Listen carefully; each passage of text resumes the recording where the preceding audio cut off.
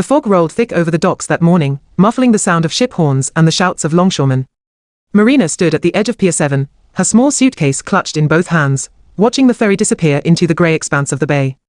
"Where will you sleep tonight?" she asked the tall woman beside her, whose dark coat was patched at the elbows and whose shoes were split at the seams. The woman, her name was Ruth, looked down at the child with eyes that held both kindness and exhaustion. "I'll find somewhere, little one. Don't trouble yourself about me." "But you helped carry my case all the way from the market," Marina insisted, her voice rising with the peculiar intensity of an 8-year-old who has just discovered injustice. "You should have a proper bed and a warm meal." Ruth smiled, but it was a smile that carried the weight of too many disappointed hopes. "The world doesn't always work the way we think it should, child. Now, where's your family?" Marina's face crumpled. "My mother died last winter. I'm going to live with my aunt in the city now. Father put me on the wrong ferry yesterday, and I got lost, and everyone was so busy, but you stopped to help me." The admission seemed to hang between them in the salt air. Ruth knelt down, bringing herself level with the girl's tear-streaked face. "I lost my boy 2 years ago," she said quietly. "Fever took him. After that, my husband said I brought bad luck. Turned me out without a penny. So you see, we're both searching for a new home." Marina threw her arms around Ruth's neck with such force that the woman nearly toppled backward. "Then we're the same," the girl cried. "You have no home and I have no mother." A whistle blew. The morning ferry was preparing to board. "You must go," Ruth said, gently disentangling herself. "Your aunt will be worried sick." "Come with me," Marina said suddenly, grabbing Ruth's weathered hand. "My Aunt Constance is rich. She has a big house on Ashford Street with servants and everything. She'll give you work." "I know she will." Ruth shook her head. "Your aunt doesn't know me from Eve. She won't want a stranger showing up with her orphaned niece." "Then I won't go," Marina said flatly, sitting down on her suitcase. "I'll stay right here with you." The woman's face filled with alarm. "Child, you can't. I can and I will." The little girl crossed her arms. "You helped me when no one else would. Now I'll help you."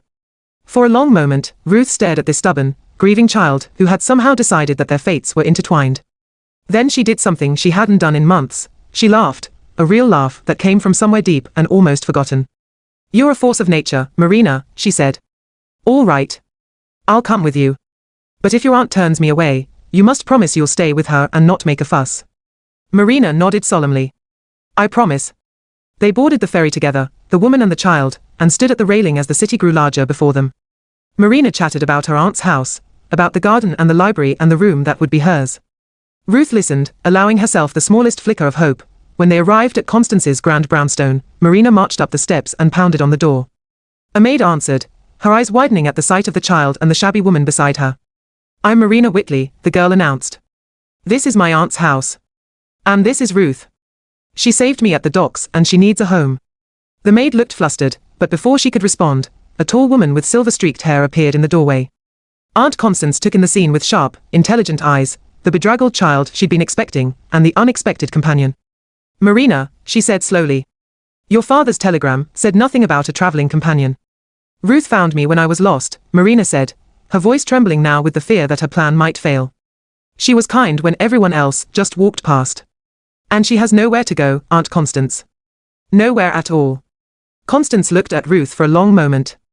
The woman stood straight despite her exhaustion, meeting the lady's gaze with quiet dignity. "Can you cook?" Constance asked abruptly. Ruth blinked. "Yes, I was a cook in a hotel before my troubles. My cook just left to care for her sick mother. The position includes room and board in the servants' quarters. Wages are fair. You'll start tomorrow morning." Constance stepped aside. "Both of you, come in. You look half frozen." Marina's face blazed with triumph. She grabbed Ruth's hand and pulled her across the threshold into the warm, lamplit hallway. That evening, after Marina had been fed and bathed and tucked into her new bed, Constance found Ruth in the kitchen, quietly mending the tear in her coat. "That child has a will of iron," Constance observed, pouring 2 cups of tea. "She wouldn't eat until I promised you could stay." "I'm grateful," Ruth said quietly. "I won't disappoint you. See that you don't."